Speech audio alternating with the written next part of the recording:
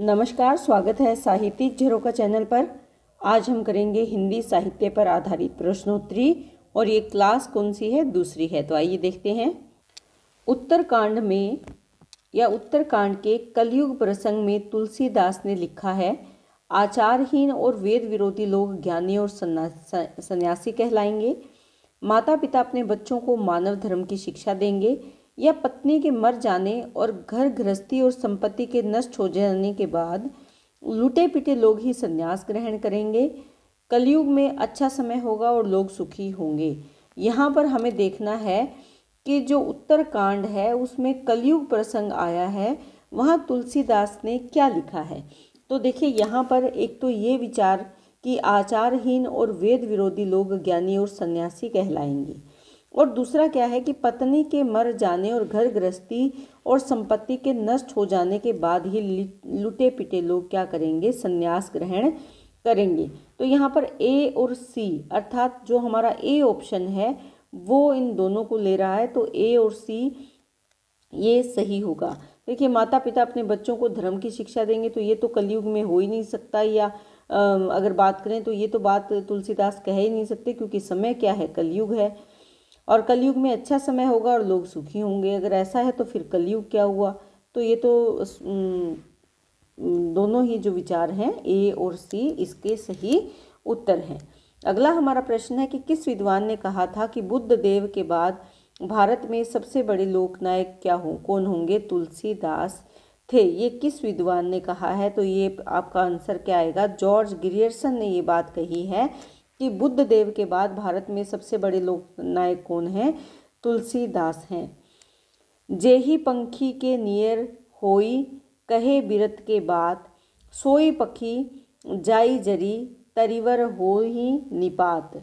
ये पंक्तियाँ किसकी है? ये पंक्तियाँ जैसी के वियोग खंड से ली गई है। तो यहाँ पर कह रहे हैं कि जेही पंखी के नियर होई, नज़दीक होकर कहते हैं विरह की बात, वियोग की बात, सोई पंखी जाई जरी, और वो जल जाता है, तरिवर हो ही निपात, और जिस पेड़ पर वो बैठे हैं वहाँ के जो तरवर यानी पेड़ हैं वो भी पत्तों से रहित हो जाते हैं। किसके कारण? विरह की अग्नि के कारण। तो यहाँ ऊहात्मकता के अतिरिक्त उक्त पंक्तियों में व्यक्त भाव क्या है उसके बारे में, उसकी विशेषता के बारे में हमें बताना है। तो इसमें विरह ताप के वेदनात्मक स्वरूप की अत्यंत विशद व्यंजना की गई है। ये आप ध्यान में रखें। देखिए, इसमें प्रेम की विलक्षणता नहीं है, कभी वेदना के स्वरूप विश्लेषण में नहीं, ताप की मात्रा नापने में प्रवृत्त है। इसमें संतरास युक्त श्रृंगार के कारण स्वाभाविक प्रेम की व्यंजना नहीं हुई है। दूसरे हमें जो इसकी क्या ढूंढना है, यहाँ पर विशेषता ढूंढनी है, क्योंकि एक तो ऊहात्मक शैली है ये, और दूसरा इसमें विरह ताप के वेदनात्मक स्वरूप की बहुत ज़्यादा व्यंजना की गई है। तो यहाँ पर सी ऑप्शन इसका सही रहेगा। अगला हमारा प्रश्न है, निम्नलिखित काव्य पंक्तियों को उनके रचनाकारों के साथ सुमेलित कीजिए।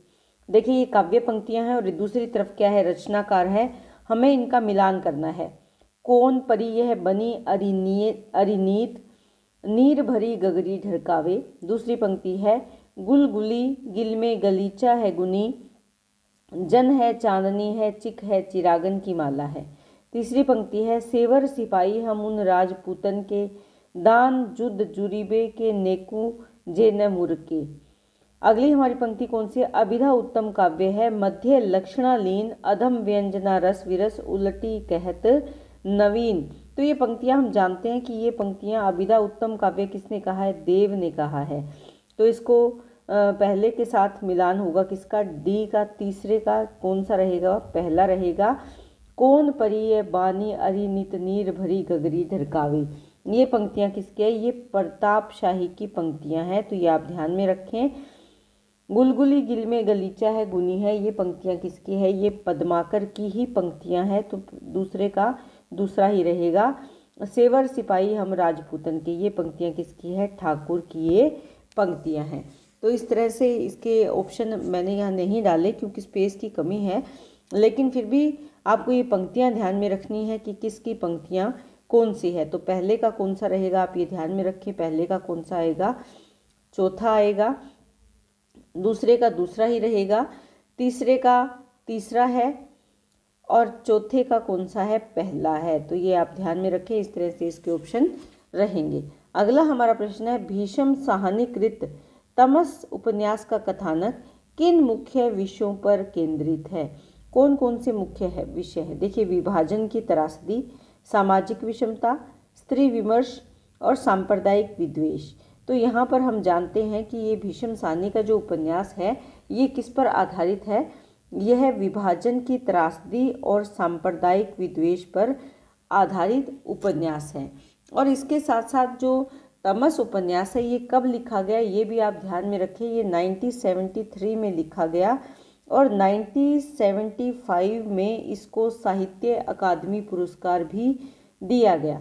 इस उपन्यास में केवल 5 दिनों की कहानी को औपन्यासिक रूप दिया गया है या 5 दिनों के घटनाक्रम को शामिल किया गया है, लेकिन विभाजन की त्रासदी और वर्तमान संदर्भ में भी अगर देखें तो ये 5 दिन नहीं बल्कि पूरे 100 वर्षों का कथानक इसमें प्रतीत होता है। तो ये एक प्रसिद्ध रचना है, किसकी है, भीष्म साहनी की ये रचना है। अगला हमारा जो प्रश्न है, रचना काल के अनुसार निम्नलिखित कवियों का सही अनुक्रम है। हमें रचना काल के अनुसार देखना है। देखिए, यहाँ पर सबसे पहले बात करें, सरहप्पा की बात करें तो सरहप्पा कौन सी शताब्दी के कवि हैं, तो ये सरहप्पा 8वीं शताब्दी के कवि हैं। सरहप्पा के बाद जो आते हैं वो आते हैं लुयप्पा। लुयप्पा भी 8वीं शताब्दी के ही कवि हैं, लेकिन सरहप्पा का जो समय काल है या जीवन काल देखें तो ये 769 ईस्वी पूर्व है। उसके बाद अगर सरहप्पा की बात करें तो इनका जो समय काल है लुयप्पा का समय काल कौन सा है, ये 773 ईस्वी है, ये आप ध्यान में रखें। उसके बाद हम बात करते हैं पुष्पदंत की, तो पुष्पदंत का जो समय काल है ये 10वीं शताब्दी है। और अधैमान की बात करें, अधैमान या जिसे अब्दुल रहमान भी कहा जाता है, इनका जो समय काल है 11वीं से 12वीं शताब्दी के बीच में माना जाता है। तो यहाँ पर आपको ध्यान में क्या रखना है कि सबसे पहले कौन है, सरहप्पा है, उसके बाद लुयप्पा, उसके बाद पुष्पदंत और उसके बाद अधैमान या अब्दुल रहमान है। तो यहाँ पर हमारा डी ऑप्शन सही रहेगा। उसके बाद इनमें से कौन सा अलंकार सादृश्य मूलक है। देखिए, सादृश्य मूलक अलंकार कौन से होते हैं, वे अलंकार जिनमें दो वस्तुओं में विद्यमान समानता को समान रखकर कोई भी बात बताई जाए, यानी दो वस्तुएं वहां पर समान है, उन दोनों को समान रखकर कोई भी बात अभिव्यक्त की जाती है। तो यहाँ पर अगर हम ऐसे अलंकारों की बात करें तो यहाँ 2 अलंकार है, एक तो व्यतिरेक और दूसरा क्या है, उत्प्रेक्षा। ये दोनों ही अलंकार क्या है, सादृश्य मूलक अलंकार है। तो यहाँ पर बी और सी को देखें तो इस तरह से सी ऑप्शन जो यहाँ पर जो ठीक आंसर इसका होगा। अगला हमारा प्रश्न है, भाषा ठीक करने से पहले मैं मनुष्यों को ठीक करना चाहता हूँ, समझे। प्रस्तुत संवाद चंद्रगुप्त नाटक के किस पात्र का है। देखिए, ये संवाद किसका है, ये संवाद चाणक्य का है। चाणक्य कौन है, चंद्रगुप्त के गुरु हैं चाणक्य, उनका ये संवाद है। मैं भाषा ठीक करने से पहले किसको ठीक करना चाहता हूँ, मनुष्यों को ठीक करना चाहता हूँ। अगला जो हमारा प्रश्न है, हिंदी में प्रचलित सिफारिश किस भाषा का शब्द है, तो सिफारिश अरबी भाषा का शब्द है। अगला हमारा प्रश्न है, प्रकाशन काल के अनुसार निम्नलिखित कहानियों का सही अनुक्रम बताएं। देखिए, यहाँ पर प्रकाशन काल के अनुसार हमें कहानियों का अनुक्रम बताना है। तो सबसे पहले अगर हम यहाँ पर कहानी लें तो हम जानते हैं कि इनमें अगर देखने से भी पता चल रहा है कि उसने कहा कहानी ये पहले आती है, तो हम यहीं से शुरू करते हैं। उसने कहा कहानी किसकी है, ये चंद्रधर शर्मा गुलेरी की ये कहानी है, ये आप ध्यान में रखेंगे। और इसका प्रकाशन वर्ष क्या है, 1915 है। उसके बाद आती है आकाशदीप, ये किसकी है, ये जयशंकर प्रसाद की कहानी है। और ये इसका जो प्रकाशन वर्ष है वो कब का है, जयशंकर प्रसाद की कहानी का 1929 ईस्वी है। उसके बाद ईदगाह कहानी की अगर बात करें तो ईदगाह कहानी हम सब जानते हैं कि ये प्रेमचंद की कहानी है और 1933 ईस्वी इसका रचना काल है। उसके बाद परिंदे कहानी की बात करें तो ये किसकी है, ये निर्मल वर्मा की कहानी है, निर्मल वर्मा की कहानी है और इसका रचना काल क्या है, 1956। तो यहाँ पर हमारा बी ऑप्शन ठीक रहेगा इस अनुसार जो प्रश्न में पूछा गया है। अगला जो हमारा प्रश्न है, भारतीय संविधान के किस अनुच्छेद के अनुसार उच्चतम न्यायालय तथा उच्च न्यायालय के सब कार्रवाइयाँ अंग्रेजी भाषा में होगी। ये भारतीय संविधान का कौन सा अनुच्छेद ये कहता है? तो इसका उत्तर क्या रहेगा? अनुच्छेद 348। हम जानते हैं कि 343 से लेकर 351 तक जो अनुच्छेद हैं संविधान के, इसमें राजभाषा से जुड़े हुए प्रावधान है। उसमें 348 जो अनुच्छेद है वो ये कहता है कि भारतीय संविधान के अनुसार उच्चतम न्यायालय तथा उच्च न्यायालय में सब कार्रवाइयाँ किस में होंगी? अंग्रेजी भाषा में होंगी। अगला जो हमारा प्रश्न है, निम्नलिखित में से व्यंग्य रचनाएं कौन सी है? देखिए, भूलने के विरुद्ध, जीभ पर सवार इल्लियां, अपनी अपनी बीमारी और निषाद बांसुरी। यहाँ पर अगर हम देखें, पूछा गया है कि व्यंग्य रचनाएं कौन सी है, तो इसमें जीभ पर सवार इल्लियां और अपनी अपनी बीमारी, ये दोनों ही व्यंग्य रचनाएं हैं। तो यहाँ ऑप्शन बी और सी जहाँ है, यानी डी इसका उत्तर होगा। देखिए, जीभ पर सवार इल्लियां, ये किसकी रचना है? ये शरद जोशी की रचना है, शरद जोशी। और शरद जोशी कैसे रचनाकार है? व्यंग्यात्मक रचना लिखने में ये माहिर है। उसके बाद अपनी अपनी बीमारी किसकी है? हरिशंकर परसाई की है। तो ये भी व्यंग्यात्मक शैली के प्रसिद्ध लेखक हैं, हरिशंकर परसाई। इसके साथ साथ अगर भूलने के विरुद्ध की बात करें तो ये रचना किसकी है? ये रमेश चंद्र शाह की रचना है, रमेश चंद्र शाह। और निषाद बांसुरी किसकी रचना है? निषाद बांसुरी कुबेर नाथ राय की रचना है, कुबेर नाथ राय। लेकिन हमारा आंसर क्या है? जीभ पर सवार इल्लियां और अपनी अपनी बीमारी, यानी डी ऑप्शन हमारा सही उत्तर है। निम्नलिखित आचार्यों का सही कालक्रम चुनिए। देखिए, यहाँ पर हमें बताना है कि इन आचार्यों का कालक्रम क्या है। यहाँ पर बात करते हैं सबसे पहले दंडी की। अगर बात करें तो दंडी का समय काल क्या है? ये 7वीं शताब्दी के रचनाकार हैं। आनंदवर्धन की बात करें तो इनका समय काल कौन सा है? 9वीं शताब्दी। कुंतक की अगर बात करें तो 10वीं से 11वीं शताब्दी मानी जाती है इनका समय काल। और रुयक की बात करें तो क्या है? 12वीं शताब्दी। तो यहाँ पर आंसर डी इसका सही रहेगा, दंडी, आनंदवर्धन, कुंतक और रुयक। उसके बाद हमारा अगला प्रश्न है, सिद्ध हेमचंद्र शब्दानुशासन किस तरह का ग्रंथ है? देखिए, किसकी रचना है? हेमचंद्र की रचना है। और हमें पता है कि ये कैसी रचना है, तो ये व्याकरण संबंधी रचना है। शब्दों का अनुशासन नाम से स्पष्ट है कि शब्दों का अनुशासन पर आधारित है। तो शब्दों का अनुशासन किस में होता है? व्याकरण में होता है। तो उत्तर क्या रहेगा? ए ऑप्शन इसका सही है। अगला जो हमारा प्रश्न है, अच्छी हिंदी बस एक ही व्यक्ति लिखता था, यह कथन किस आलोचक ने और किसके बारे में कहा है? देखिए, ये प्रसिद्ध आलोचक महावीर प्रसाद द्विवेदी ने किसके बारे में कहा है? बाल मुकुंद गुप्त के बारे में कहा है। तो बी ऑप्शन हमारा यहाँ ठीक होगा। अगला हमारा जो प्रश्न है वो है, भारत भारती के संबंध में कौन से कथन सही है? पहला कथन क्या है कि भारत भारती की रचना मुस्तदे मुद्दो जजे इस्लाम की प्रेरणा से हुई। दूसरा है, राष्ट्रीय सांस्कृतिक चेतना जगाने में ये कृति विफल रही। तीसरा है, गुप्त जी भारत दर्पण के लेखक ब्रजमोहन दत्तात्रेय कैफी से भी प्रभावित थे और इसमें आद्यंत भारत की दयनीय स्थिति का वर्णन किया गया। देखिए, भारत भारती हम कर चुके हैं और हमें पता है कि इसमें ना तो ही सांस्कृतिक जगाने की एक कृति विफल रही है, राष्ट्रीय सांस्कृतिक चेतना जगाने में, और ना ही इसमें दयनीय स्थिति का वर्णन है। तो ऑप्शन हमारे पास क्या बचते हैं कि भारत भारती की रचना मुस्तदे मुद्दो जजे इस्लाम की प्रेरणा से हुई, और दूसरा क्या है, गुप्त जी भारत दर्पण के लेखक ब्रजमोहन दत्तात्रेय कैफी से प्रभावित थे। तो ए और सी यहाँ पर हमारे आंसर रहेंगे। तो उत्तर क्या रहेगा? जो ए ऑप्शन है वो ठीक है।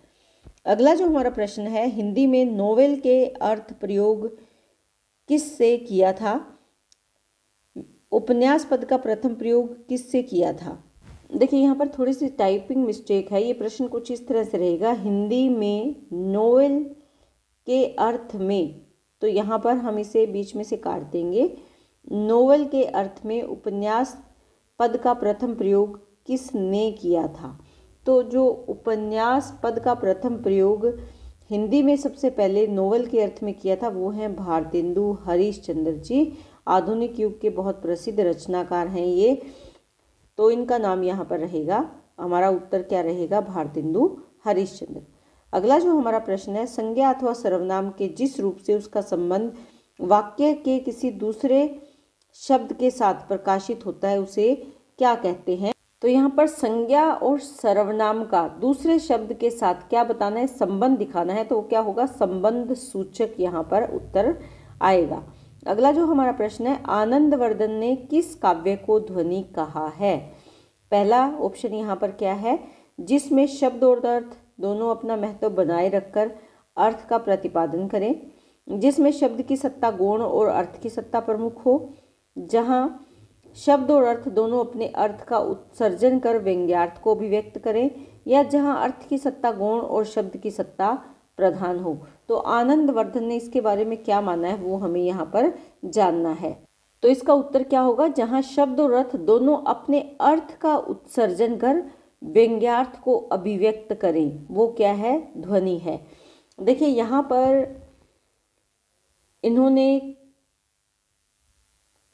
कौन सा संप्रदाय स्थापित किया था, ये आप ध्यान में रख सकते हैं, ध्वनि संप्रदाय। ध्वनि संप्रदाय के ये संस्थापक थे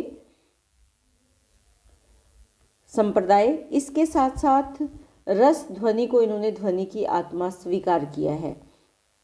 व्यंग्यार्थ के तारतम्य के आधार पर इन्होंने काव्य के 3 भेद माने हैं। ये भी आप यहाँ पर ध्यान में रख सकते हैं कि काव्य के कितने भेद माने हैं, किसके आधार पर, व्यंग्यार्थ के तारतम्य के आधार पर।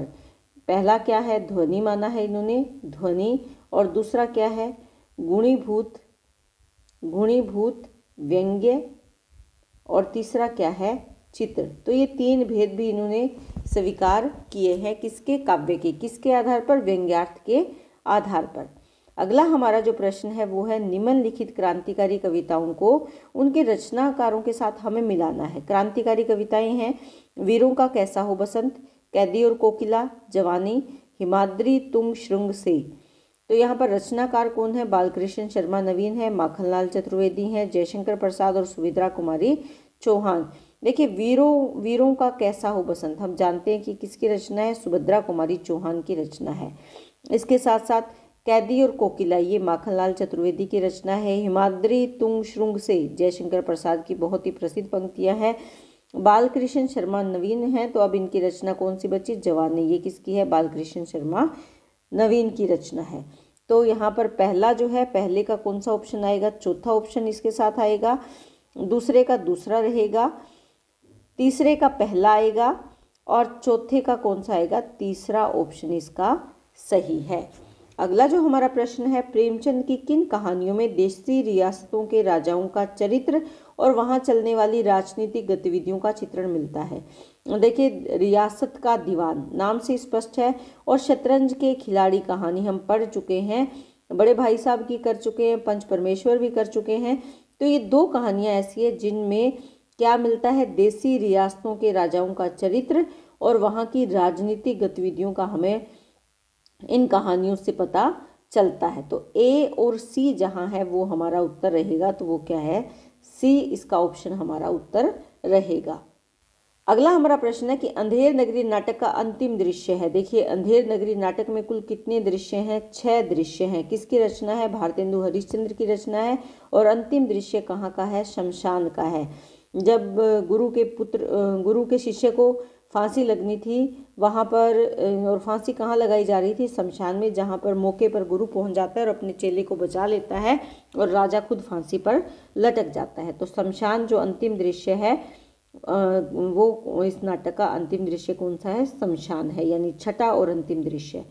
इसके बाद अगला हमारा प्रश्न है, निम्नलिखित में से कौन सा उपन्यास ऐतिहासिक सांस्कृतिक उपन्यास नहीं है। देखिए उपन्यास यहाँ पर कौन से दे रखे हैं, बाणभट्ट की आत्मकथा, पुनर्नवा, टेढ़े मेढ़े रास्ते और वैशाली की नगरबधू। तो यहाँ पर क्या ढूंढना है, उपन्यास ऐतिहासिक और सांस्कृतिक उपन्यास नहीं है। इसमें जो टेढ़े मेढ़े रास्ते हैं ये मार्क्सवादी आलोचना पर आधारित उपन्यास है। तो यहाँ पर मार्क्सवाद का प्रभाव है, मार्क्सवादी आलोचना पर आधारित रचना है ये, उसके बाद बाणभट्ट की आत्मकथा, पुनर्नवा और वैशाली के नगरवधु, ये तीनों ही ऐतिहासिक सांस्कृतिक उपन्यास हैं। तो हमारा उत्तर क्या है? नहीं है, ढूंढना है। तो वो क्या है? टेढ़े मेढ़े रास्ते। ये भगवती चरण वर्मा का उपन्यास है। अगला जो हमारा प्रश्न है, निम्नलिखित में से कौन सी बोली पश्चिमी हिंदी की नहीं है? देखिए बोलियां कौन सी दे रखी हैं, कन्नौजी है, बुंदेली है, ब्रजभाषा है और मगही। हम जानते हैं कि मगही कौन सी बोली है, ये पश्चिमी हिंदी की नहीं है बल्कि पूर्वी हिंदी की बोली है और बिहारी की उपभाषा भी है। वो क्या है? मगही। बिहार के क्षेत्रों में ये बोली जाती है। अगला हमारा प्रश्न, प्रकाशन वर्ष की दृष्टि से निम्नलिखित काव्य कृतियों का सही अनुकरण हमें बताना है। देखिए यहाँ पल्लव की अगर बात करें तो पल्लव कब की रचना है? पल्लव है 1928 की रचना है। किसकी रचना है? सुमित्रानंदन पंत की। स्वपन की बात करें तो स्वपन 1929 में लिखी गई, 1929 में। और किसकी है? राम नरेश त्रिपाठी की रचना है। आंसू जानते हैं जयशंकर प्रसाद की रचना है, 1925 में लिखी गई है। और साकेत की बात करें तो ये कब लिखी गई है? 1931 में। तो यहाँ सबसे पहले नंबर पर कौन सी आएगी? आंसू। इस हिसाब से हमारा ऑप्शन सी यहाँ ठीक रहेगा। आंसू, पल्लव, स्वपन और साकेत, ये इसका उत्तर सही रहेगा। ये बात आपको यहाँ ध्यान में रखनी है कि कौन सी रचना का समयकाल क्या है। तो आंसू का 1925 है, पल्लव का 1928 है, स्वपन का 1929 और साकेत का 1931 है। अगला हमारा प्रश्न है, सर्वसुख नामक अग्रवाल बनिया की कथा किस उपन्यास में है? इसके ऑप्शन है, देवरानी जेठानी की कहानी में है, वामा शिक्षक में है, भाग्यवती या निसहाय हिंदू में है। तो ये किस में है? देवरानी जेठानी की कहानी का पात्र है सर्वसुख नामक जो अग्रवाल बनिया है। और ये किसकी रचना है? पंडित गौरी दत्त की ये रचना है। आप इसके रचनाकार को जरूर ध्यान में रखें। किसका उपन्यास है ये? पंडित गौरी दत्त का उपन्यास है। तो ये थे आज के हमारे महत्वपूर्ण प्रश्न। उम्मीद करती हूँ ये आपके लिए उपयोगी सिद्ध होंगे, ऐसी मेरी कामना है। बहुत बहुत धन्यवाद। इसी तरह चैनल से जुड़े रहें।